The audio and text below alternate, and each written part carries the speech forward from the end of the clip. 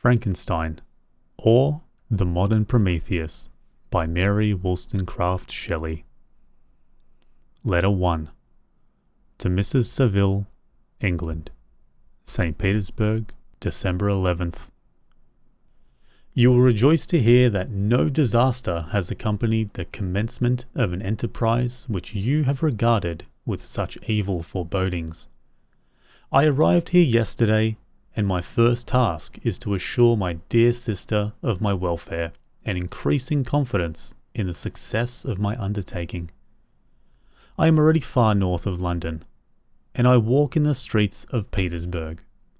I feel a cold northern breeze play upon my cheeks, which braces my nerves and fills me with delight. Do you understand this feeling? This breeze which has travelled from the regions towards which I'm advancing gives me a foretaste of those icy climes. Inspired by this wind of promise, my daydreams become more fervent and vivid. I try in vain to be persuaded that the pole is the seat of frost and desolation. It ever presents itself to my imagination as the region of beauty and delight. There, Margaret, the sun is ever visible, its broad disk just skirting the horizon and diffusing a perpetual splendour. Therefore, with your leave, my sister, I will put some trust in preceding navigators. There snow and frost are banished, and sailing over a calm sea, we may be wafted to a land surpassing in wonders and in beauty every region hitherto discovered on the habitable globe. Its productions and features may be without example, as the phenomena of the heavenly bodies undoubtedly are in those undiscovered solitudes. What may not be expected in a country of eternal light? I may there discover the wondrous power which attracts the needle and may regulate 1,000 celestial observations that require only this voyage to render their seeming eccentricities consistent forever. I shall satiate my ardent curiosity with the sight of a part of the world never before visited, and may tread a land never before imprinted by the foot of man. These are my enticements, and they are sufficient to conquer all fear of danger or death, and to induce me to commence this laborious voyage, with the joy a child feels when he embarks in a little boat with his holiday mates on an expedition of discovery up his native river. But supposing all these conjectures to be false, you cannot contest the inestimable benefit which I shall confer on all mankind, to the last generation, by discovering a passage near the pole to those countries, to reach which at present so many months are requisite, or by ascertaining the secret of the magnet, which, if at all possible, can only be effected by an undertaking such as mine. These reflections have dispelled the agitation with which I began my letter, and I feel my heart glow with an enthusiasm which elevates me to the heaven, for nothing contributes so much to tranquilize the mind as a steady purpose, a point in which the soul may fix its intellectual eye. This expedition has been the favourite dream of my early years. I have read with ardour the account of the various voyages which have been made in the prospect of arriving at the North Pacific Ocean through the seas which surround the pole. You may remember that a history of all voyages made for purposes of discovery composed the whole of our good Uncle Thomas's library. My education was neglected, yet I was passionately fond of reading. These volumes were my study day and night, and my familiarity with them increased that regret which I had felt as a child, on learning that my father's dying injunction had forbidden my uncle to allow me to embark in a seafaring life. These visions faded when I pursued, for the first time, those poets whose effusions entranced my soul and lifted it to heaven. I also became a poet, for 1 year lived in a paradise of my own creation. I imagined that I also might obtain a niche in the temple where the name of Homer and Shakespeare are consecrated. You are well acquainted with my failure and how heavily I bore the disappointment. But just at the time that I inherited the fortune of my cousin, and my thoughts were turned to the channel of their earlier bent. 6 years have passed since I resolved on my present undertaking. I can, even now, remember the hour from which I dedicated myself to this great enterprise. I commenced by injuring my body to hardship. I accompanied the whale fishers on several expeditions to the North Sea. I voluntarily endured cold, famine, thirst, and want of sleep.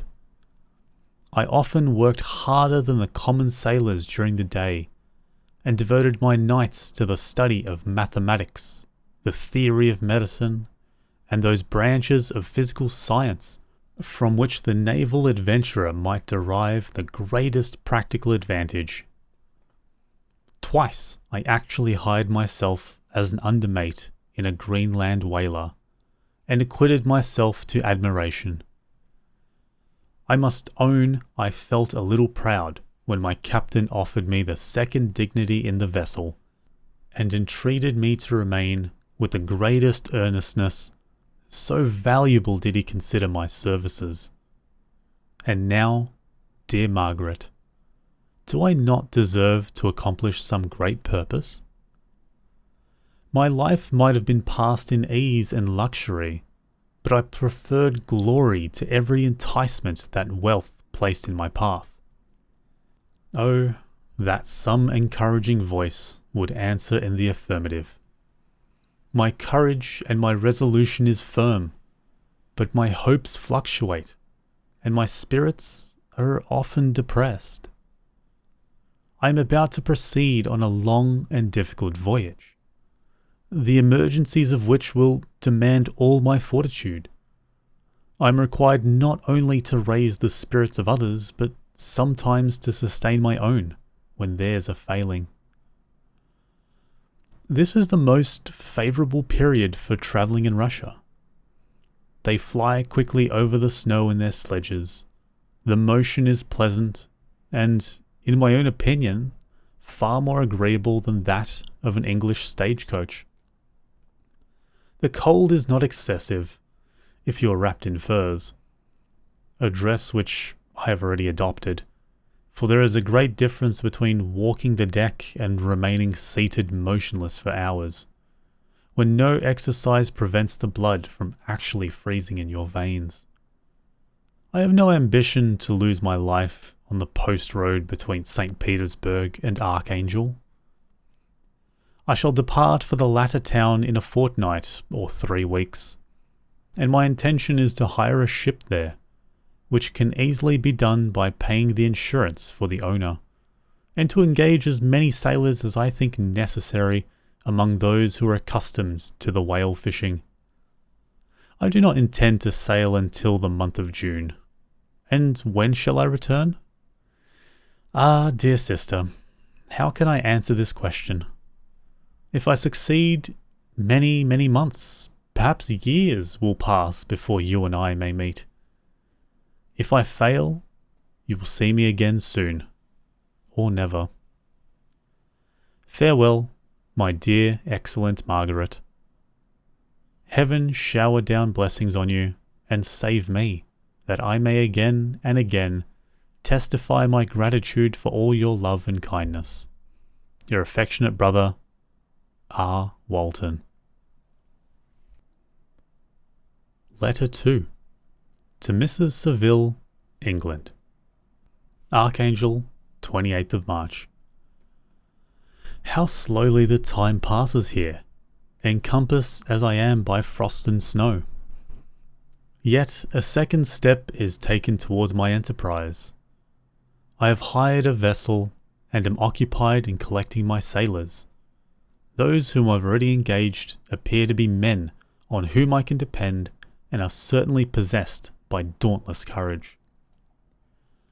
But I have one want which I have yet never been able to satisfy, and the absence of the object of which I now feel as a most severe evil. I have no friend, Margaret. When I am glowing with the enthusiasm of success, there will be none to participate in my joy. If I am assailed by disappointment, no one will endeavour to sustain me in dejection. I shall commit my thoughts to paper, it is true, but that is a poor medium for the communication of feeling. I desire the company of a man who could sympathize with me, whose eyes would reply to mine. You may deem me romantic, my dear sister, but I bitterly feel the want of a friend. I have no one near me, gentle yet courageous, possessed of a cultivated as well as a capacious mind, whose tastes are like my own, to approve or to amend my plans. How would such a friend repair the faults of your poor brother? I am too ardent in execution and too impatient of difficulties. But it is still greater evil to me that I am self-educated. For the first 14 years of my life, I ran wild on a common and read nothing but your Uncle Thomas's books of voyages. At that age I became acquainted with the celebrated poets of our own country. But it was only when I had ceased to be in my power to derive its most important benefits from such a conviction that I perceived the necessity of becoming acquainted with more languages than that of my native country. Now I am 28, and I am in reality more illiterate than many schoolboys of 15. It is true that I have thought more and that my daydreams are more extended and magnificent, but they want, as the painters call it, keeping. And I greatly need a friend who would have sense enough not to despise me as romantic, and affectionate enough for me to endeavour to regulate my mind. Well, these are useless complaints. I shall certainly find no friend on the wide ocean, nor even here in Archangel, among merchants and seamen. Yet some feelings, unallied to the dross of human nature, beat even in these rugged bosoms. My lieutenant, for instance, is a man of wonderful courage and enterprise. He is madly desirous of glory, or rather, to word my phrase more characteristically, of advancement in his profession.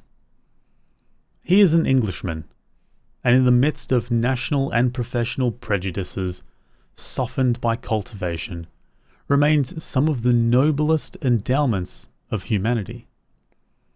I first became acquainted with him on board a whale vessel. Finding that he was unemployed in this city, I easily engaged him to assist in my enterprise. The master is a person of excellent disposition, and is remarkable in the ship for his gentleness and the mildness of his discipline. This circumstance, added to his well-known integrity and dauntless courage, made me very desirous to engage him.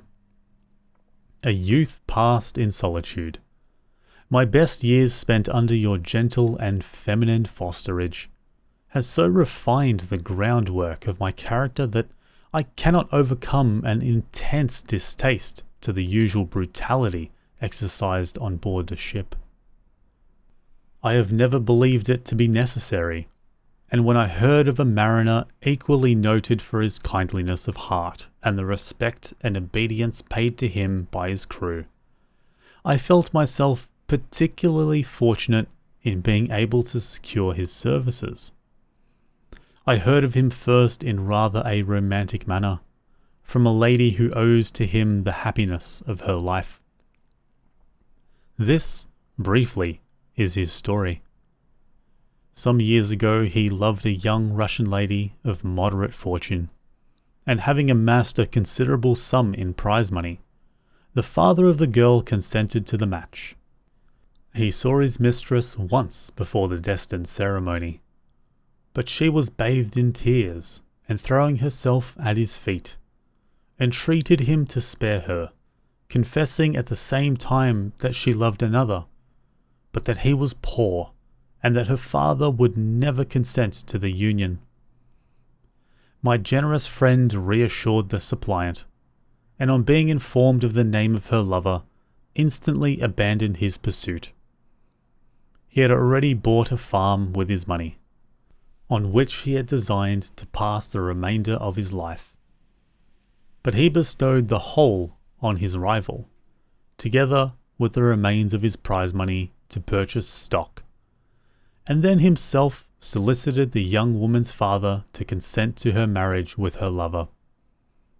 But the old man decidedly refused, thinking himself bound in honour to my friend, who, when he found the father inexorable, quitted his country, nor returned until he heard that his former mistress was married according to her inclinations. What a noble fellow, you will exclaim. He is so, but when he is wholly uneducated, he is as silent as a Turk, and a kind of ignorant carelessness attends him, which, while it renders his conduct the more astonishing, detracts from the interest and sympathy which otherwise he would command. Yet do not suppose, because I complain a little, or because I can conceive a consolation for my toils which I may never know, that I am wavering in my resolutions. These are as fixed as fate, and my voyage is only now delayed until the weather shall permit my embarkation. The winter has been dreadfully severe, but the spring promises well, and it is considered as a remarkably early season, so that perhaps I may sail sooner than I expected. I shall do nothing rashly. You know me sufficiently to confide in my prudence and considerateness whenever the safety of others is committed to my care. I cannot describe to you my sensations on the near prospect of my undertaking. It is impossible to communicate to you a conception of the trembling sensation, half pleasurable and half fearful, with which I am prepared to depart. I am going to unexplored regions, to the land of mist and snow, but I shall kill no albatross, therefore do not be alarmed for my safety, or if I should come back to you as worn and woeful as the ancient mariner. You will smile at my illusion, but I will disclose a secret. I have often attributed my attachment to, my passionate enthusiasm for, the dangerous mysteries of ocean to that product of the most imaginative of modern poets. There is something at work in my soul which I do not understand. I am practically industrious, painstaking, a workman to execute with perseverance and labour. But besides this, there is a love for the marvellous, a belief in the marvellous, intertwined in all my projects, which hurries me out of the common pathways of men, even to the wild sea and unvisited regions which I am about to explore. But to return to dearer considerations, shall I meet you again, after having traversed immense seas and returned by the most southern cape of Africa or America? I dare not expect such success, yet I cannot bear to look on the reverse of the picture. Continue for the present to write to me by every opportunity. I may receive your letters on some occasions when I need them most to support my spirits. I love you very tenderly. Remember me with affection, should you never hear from me again. Your affectionate brother, Robert Walton. Letter 3. To Mrs. Saville, England, July 17th, My dear sister, I write a few lines in haste to say that I am safe and well advanced on my voyage.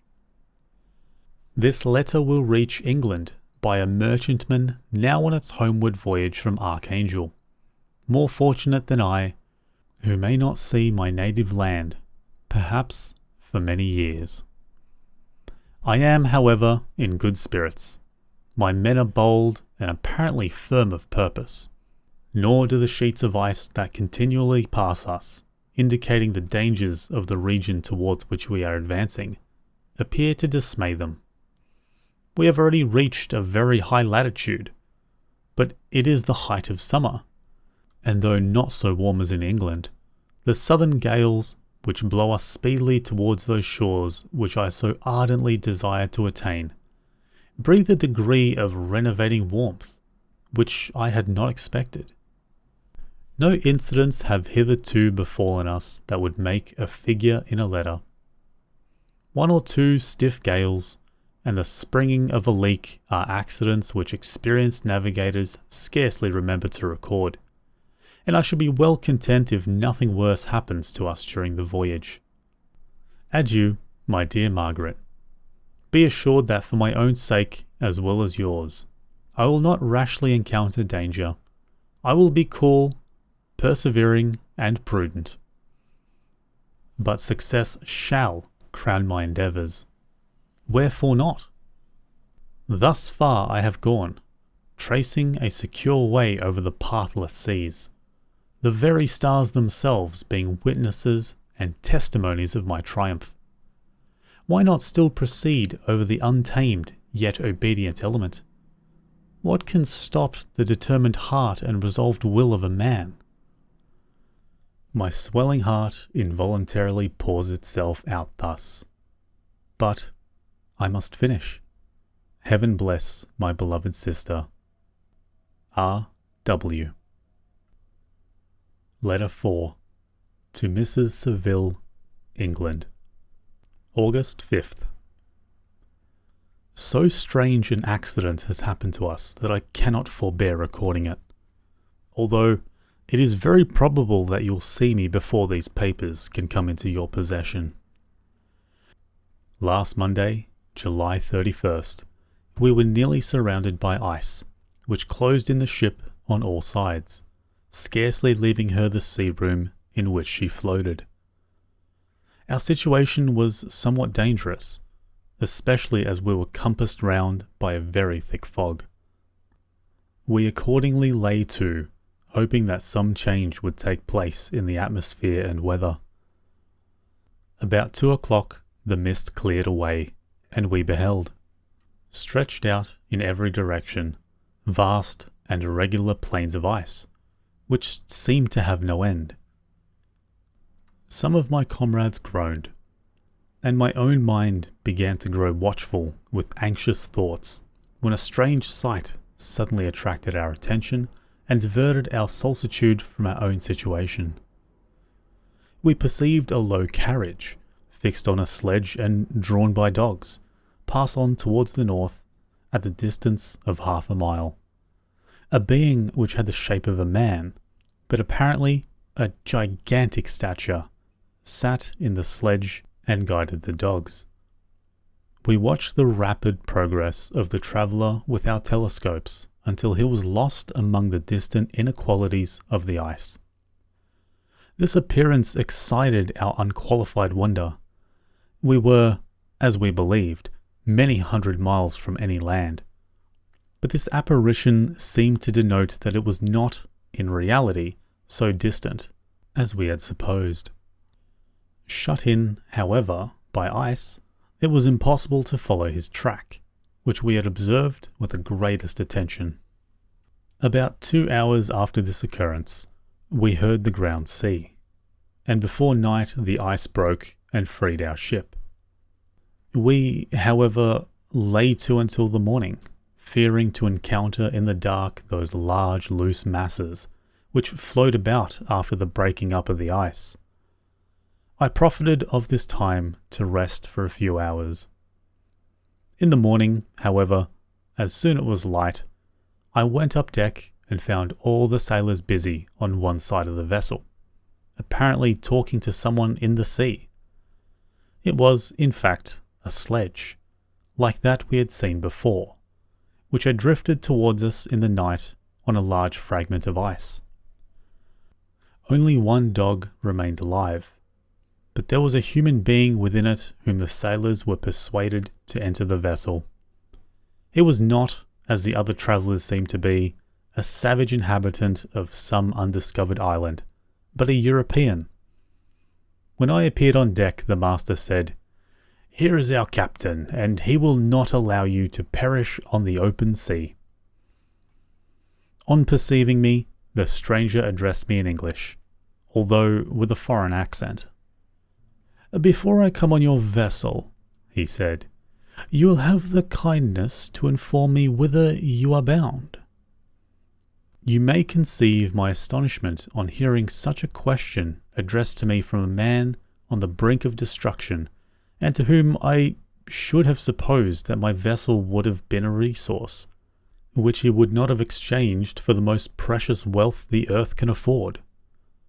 I replied, however, that we were on a voyage of discovery towards the Northern Pole. Upon hearing this, he appeared satisfied, and consented to come on board.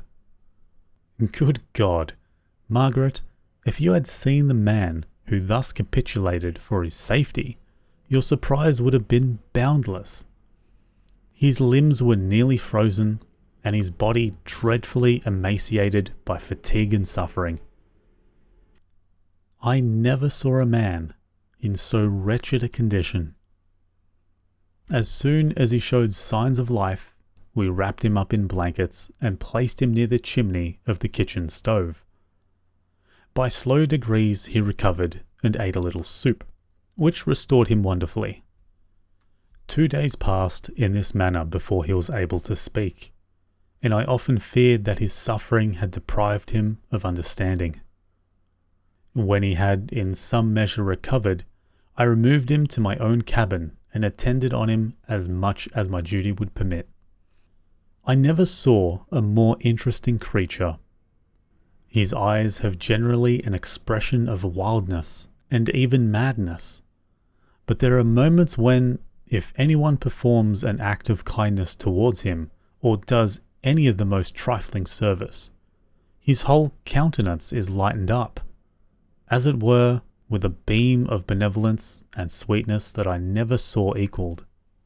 But he is generally melancholy and despairing, and sometimes he gnashes his teeth, as if impatient of the weight of woes that oppress him.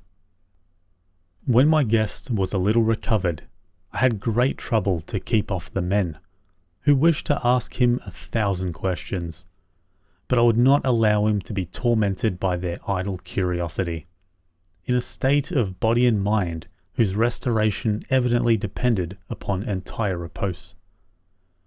Once, however, the lieutenant asked why he had come so far upon the ice in so strange a vehicle. His countenance instantly assumed an aspect of the deepest gloom, and he replied, "To seek the one who fled from me." "And did the man whom you pursued travel in the same fashion?" "Yes." "Then I fancy we have seen him, for the day before we picked you up, we saw some dogs drawing a sledge with a man in it across the ice." This aroused the stranger's attention, and he asked a multitude of questions concerning the route which the demon, as he called him, had pursued.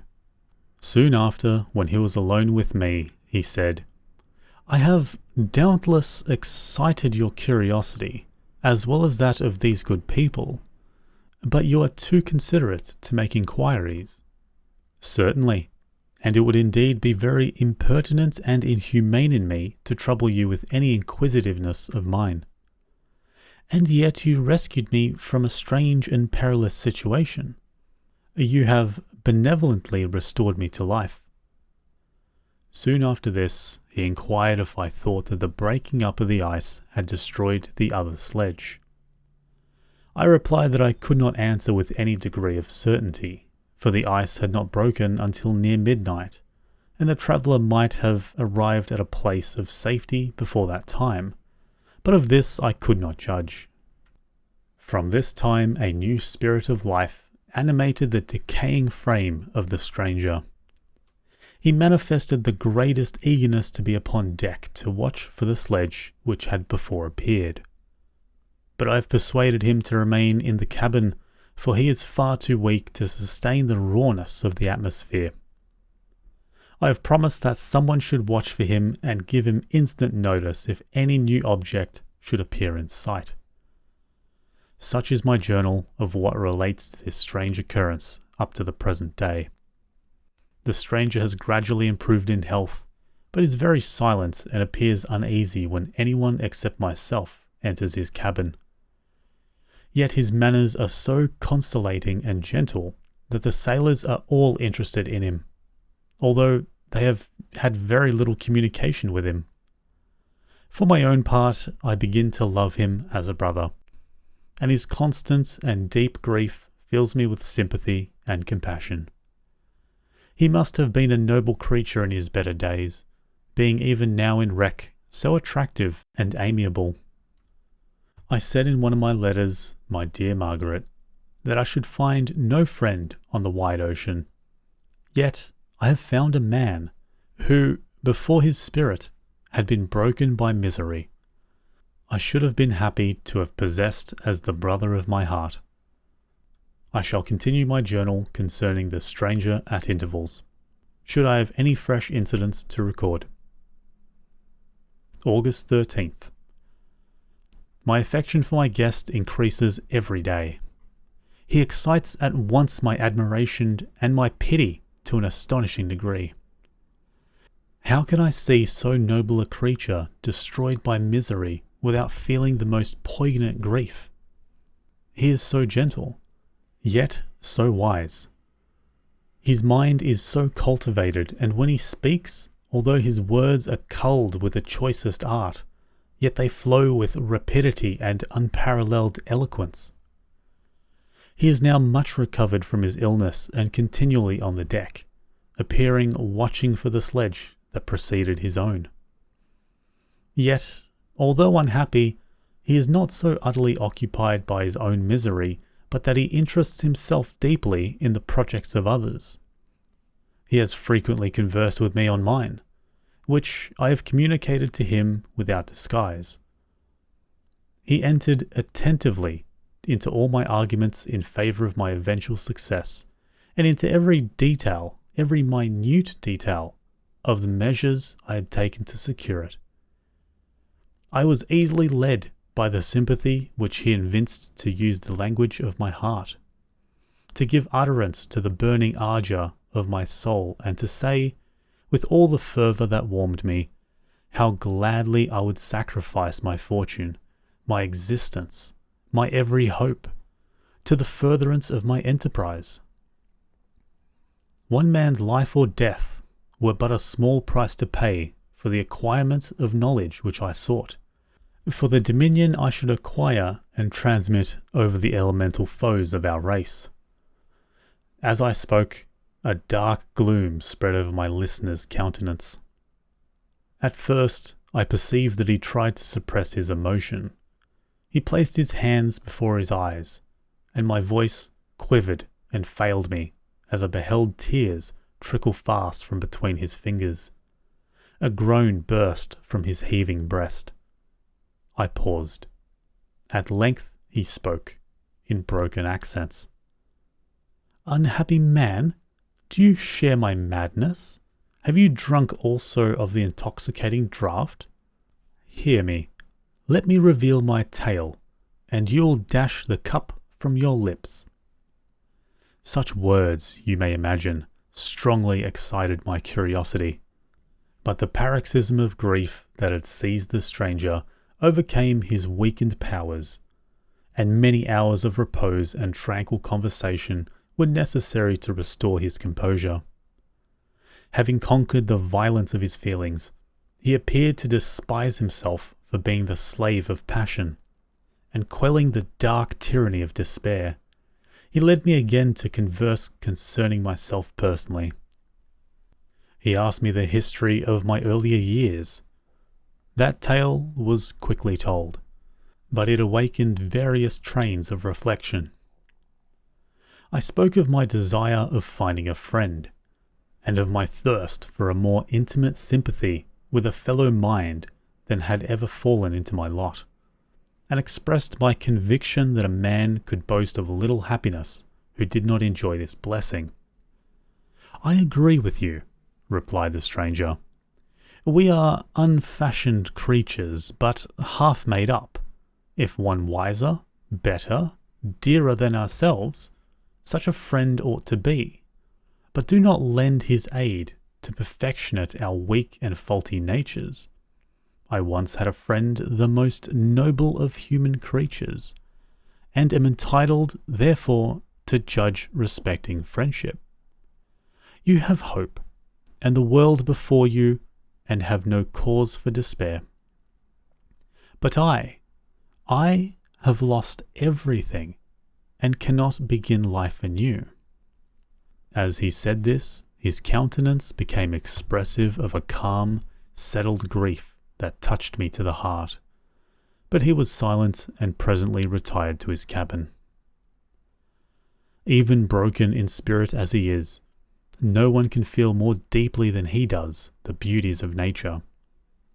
The starry sky, the sea, the every sight afforded by those wonderful regions seems still to have the power of elevating his soul from earth. Such a man has a double existence.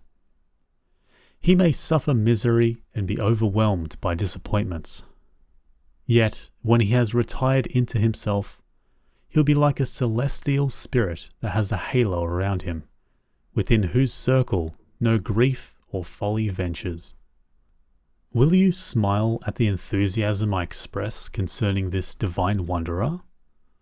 You would not if you saw him. You would not if you saw him. You have been tutored and refined by books and retirement from the world, and you are therefore somewhat fastidious.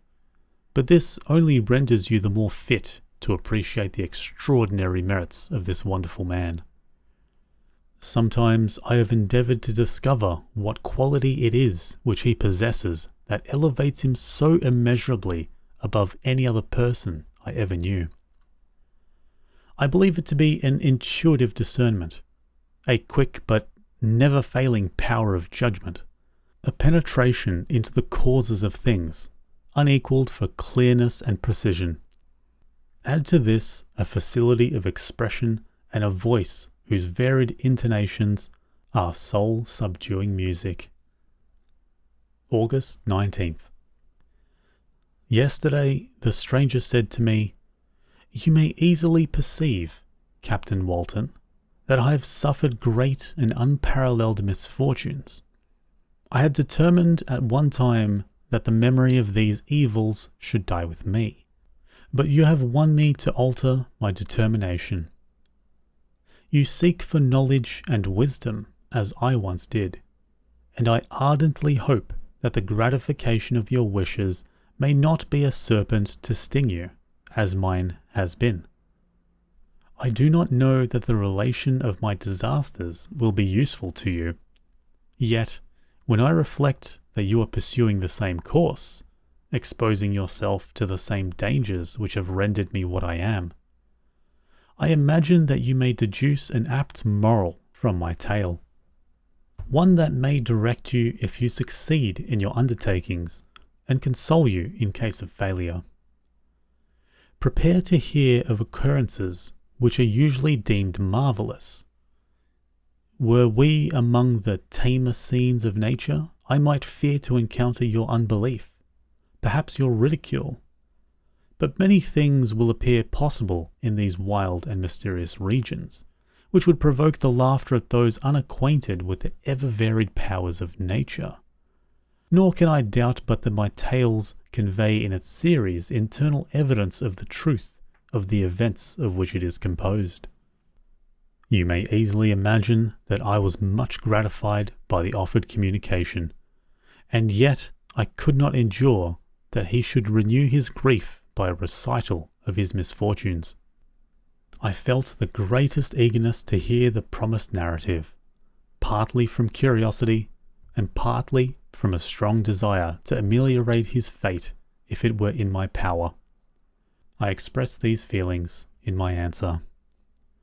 "I thank you," he replied, "for your sympathy, but it is useless. My fate is nearly fulfilled. I wait but for one event, and then I shall repose in peace.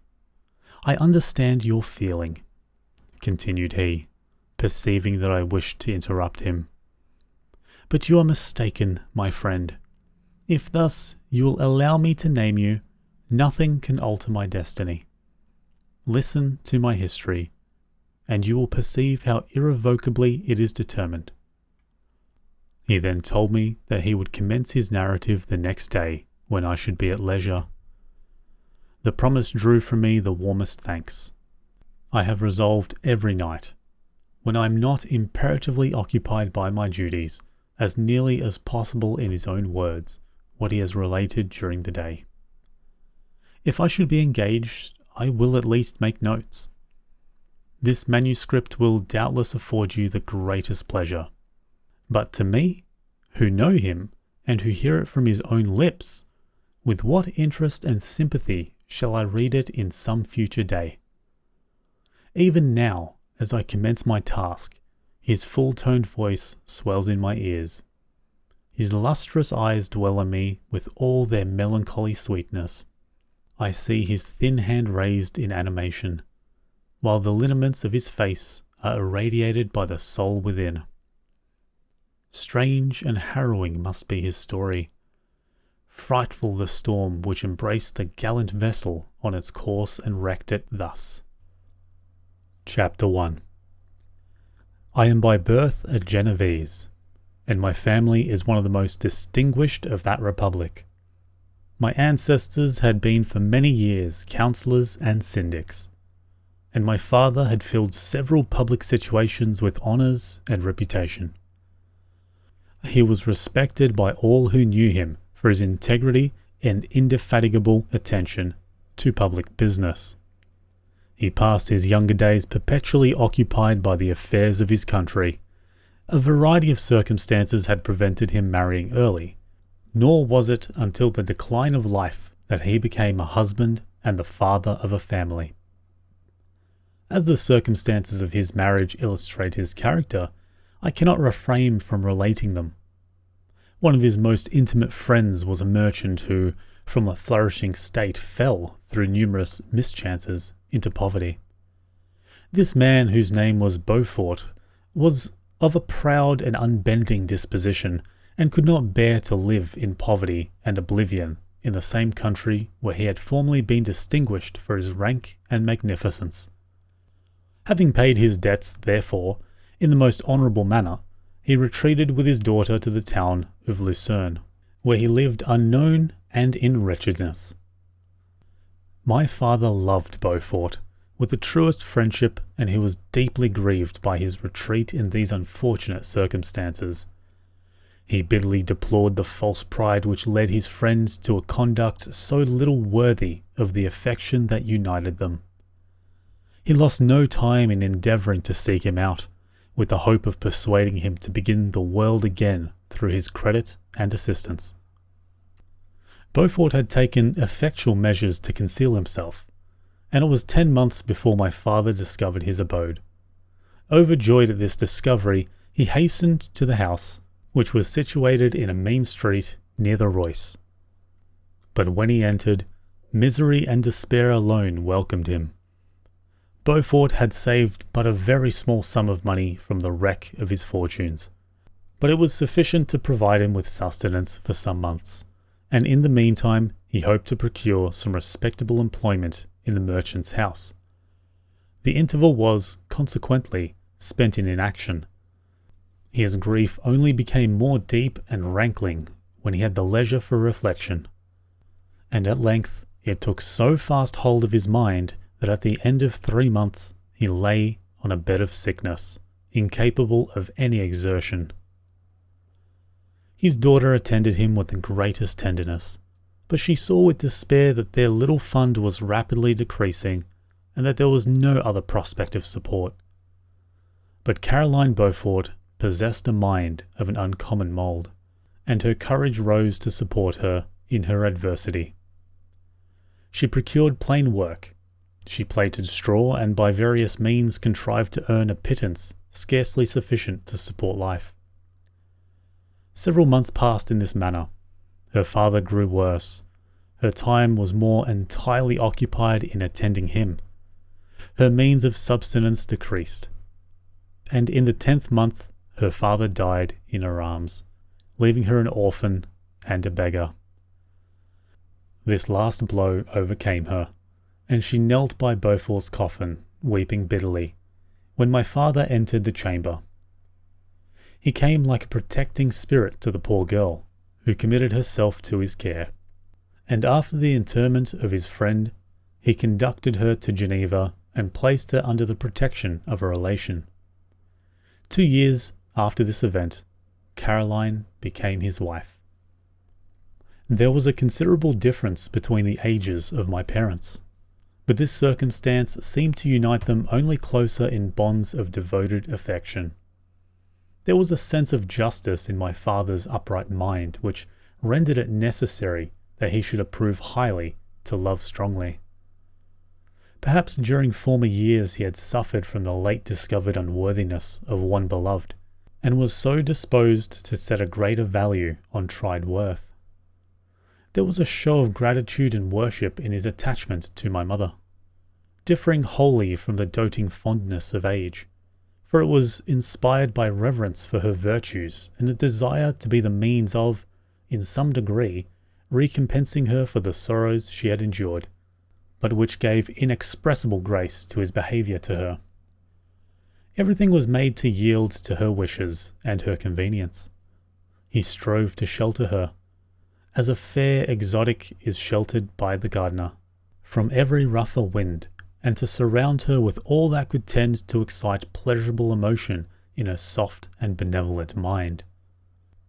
Her health, and even the tranquillity of her hitherto constant spirit, had been shaken by what she had gone through.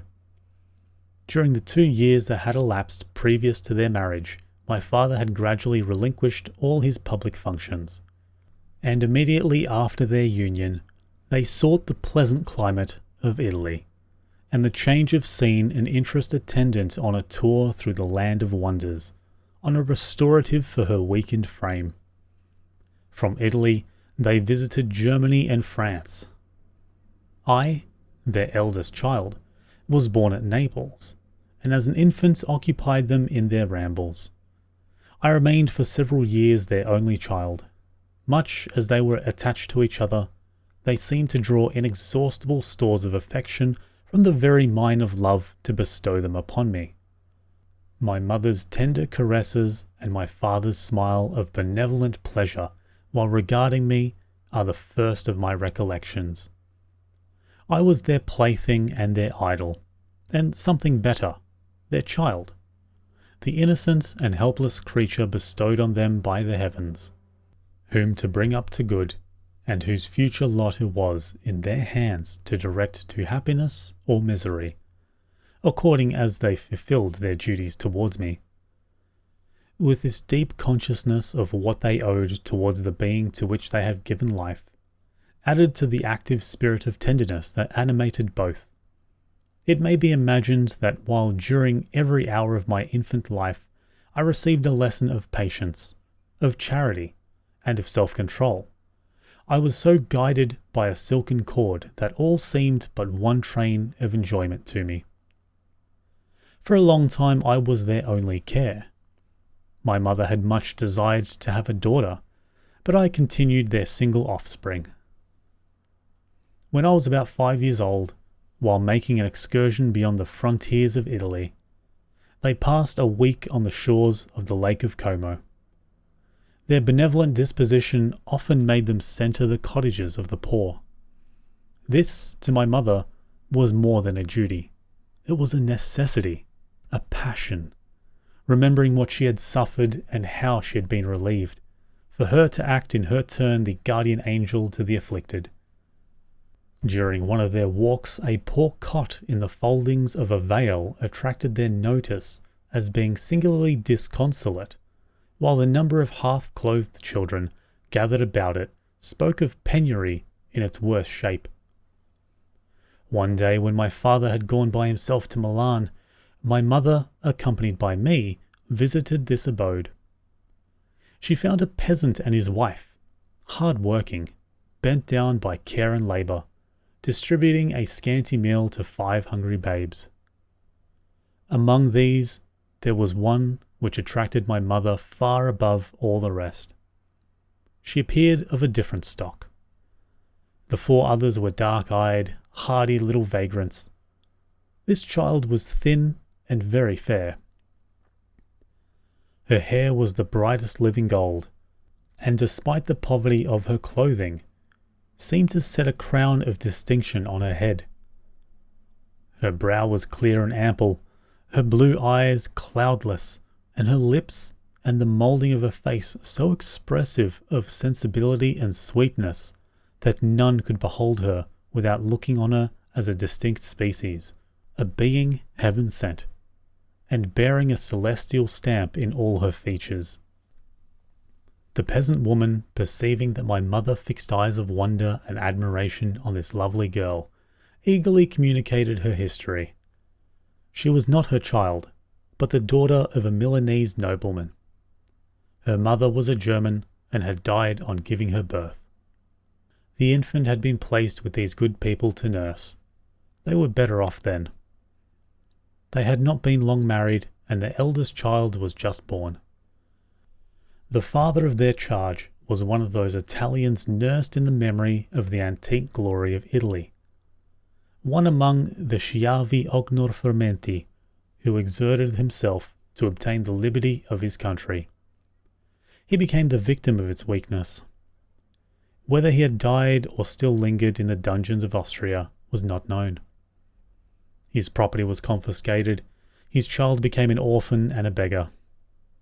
She continued with her foster parents and bloomed in their rude abode, fairer than a garden rose among dark-leafed brambles. When my father returned from Milan, he found playing with me in the hall of our villa a child fairer than pictured cherub, a creature who seemed to shed radiance from her looks and whose form and motions were lighter than the chamois on the hills. The apparition was soon explained. With his permission, my mother prevailed on her rustic guardians to yield their charge to her. They were fond of the sweet orphan. Her presence had seemed a blessing to them, but it would be unfair to her to keep her in poverty and want when Providence afforded her such powerful protection. They consulted their village priest, and the result was that Elizabeth Lavenza became the inmate of my parents' house, my more than sister, the beautiful and adored companion of all my occupations and my pleasures. Everyone had loved Elizabeth. The passionate and almost reverential attachment with which all regarded her became, while I shared it, my pride and my delight. On the evening previous to her being brought to my home, my mother had said playfully, "I have a pretty present for my Victor. Tomorrow he shall have it." And when, on the morrow, she presented Elizabeth to me as her promised gift, I, with childish seriousness, interpreted her words literally and looked upon Elizabeth as mine to protect, love, and cherish. All praises bestowed on her I received as made to a possession of my own. We called each other familiarly by the name of cousin. No word, no expression could body forth the kind of relation in which she stood to me, my more than sister, since till death she was to be mine only. Chapter 2. We were brought up together. There was not quite a year difference in our ages. I need to say that we were strangers to any species of disunion or dispute. Harmony was the soul of our companionship, and the diversity and contrast that subsisted in our characters drew us nearer together. Elizabeth was of a calmer and more concentrated disposition, but With all my ardour, I was capable of a more intense application and was more deeply smitten with the thirst for knowledge. She busied herself with following the aerial creations of the poets, and in the majestic and wondrous scenes which surrounded our Swiss home, the sublime shapes of the mountains, the changes of the seasons, tempest and calm, the silence of winter, and the life and turbulence of our alpine summers. She found ample scope for admiration and delight, while my companion contemplated with a serious and satisfied spirit the magnificent appearances of things. I delighted in investigating their causes. The world was to me a secret which I desired to divine. Curiosity, earnest research to learn the hidden laws of nature, gladness akin to rapture, as they were unfolded to me, are amongst the earliest sensations I can remember.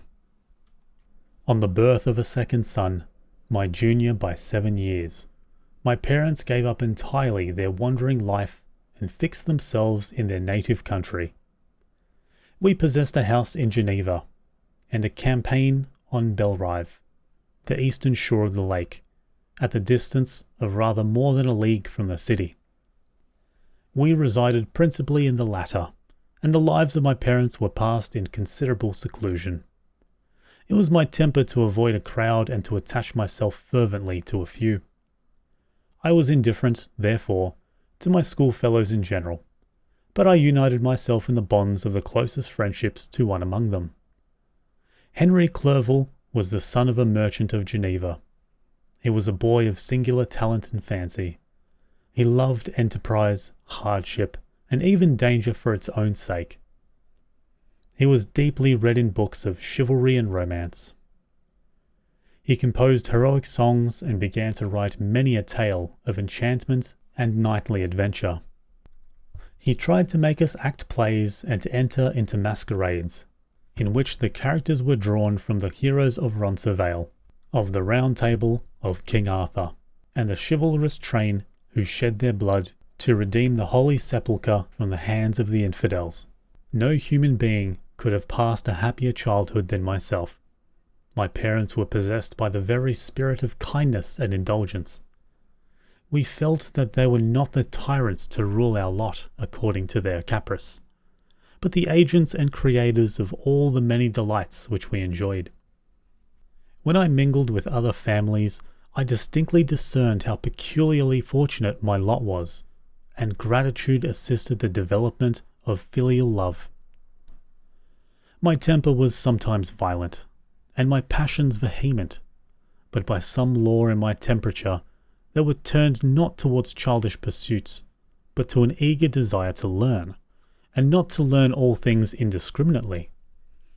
I confess that neither the structure of languages, nor the code of governments, nor the politics of various states possessed attractions for me.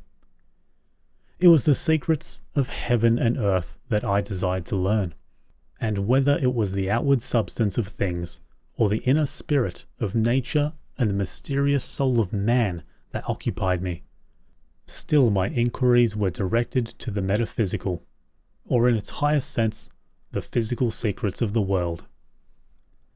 Meanwhile, Clerval occupied himself, so to speak, with the moral relations of things. The busy stage of life, the virtues of heroes, and the actions of men were his theme, and his hope and his dream was to become one among those whose names are recorded in the story as the gallant and adventurous benefactors of our species.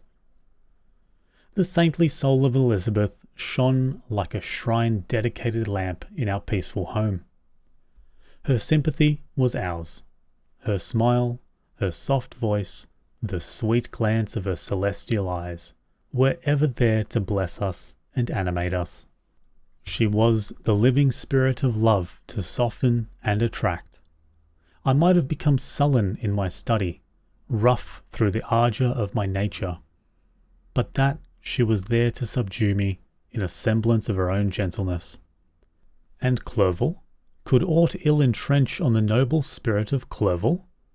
Yet he might not have been so perfectly humane, so thoughtful in his generosity, so full of kindness and tenderness amidst his passion for adventurous exploit, had she not unfolded to him the real loveliness of beneficence, and made the doing good the end and aim of his soaring ambition?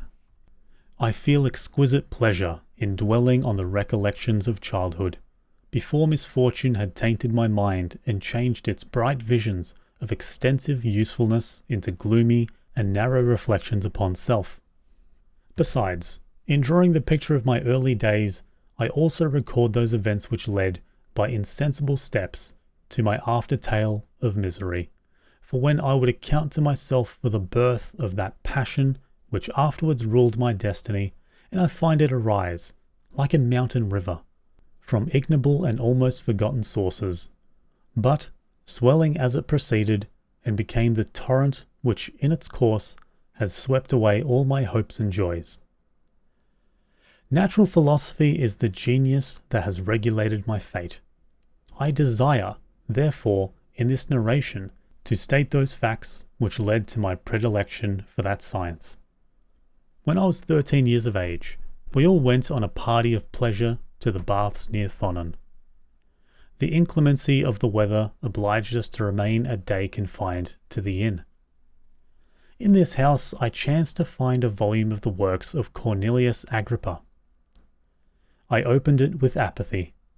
The theory which he attempts to demonstrate and the wonderful facts which he relates soon change this feeling into enthusiasm. A new light seems to have dawned upon my mind, and bounding with joy, I communicated my discovery to my father. My father looked carelessly at the title page of my book and said, Cornelius Agrippa, my dear Victor, do not waste your time upon this. It is sad trash. If instead of this remark my father had taken the pains to explain to me that the principles of Agrippa had been entirely exploded, and that a modern system of science had been introduced which possessed much greater powers than the ancient, because the powers of the latter were chimerical, while those of the former were real and practical. Under such circumstances I should certainly have thrown Agrippa aside, and have contented my imagination, warmed as it was, by returning with greater ardour to my former studies. Is it even possible that the train of my ideas would never have received the fatal impulse that led to my ruin? But the cursory glance my father had taken of my volume by no means assured me that he was acquainted with its contents, and I continued to read with the greatest avidity. When I returned home, my first care was to procure the whole works of this author, and afterwards of Paracelsus and Albertus Magnus. I read and studied the wild fancies of these writers with delight. They appeared to me treasures known to few besides myself. I have described myself as always having been imbued with a fervent longing to penetrate the secrets of nature. In spite of the intense labour and wonderful discoveries of modern philosophers, I always came from my studies discontented and unsatisfied. Sir Isaac Newton is said to have avowed that he felt like a child picking up shells beside the great and unexplored ocean of truth.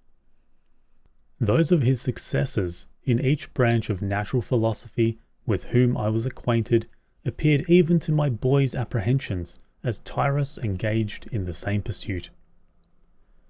The untaught peasant beheld the elements around him and was acquainted with their practical uses.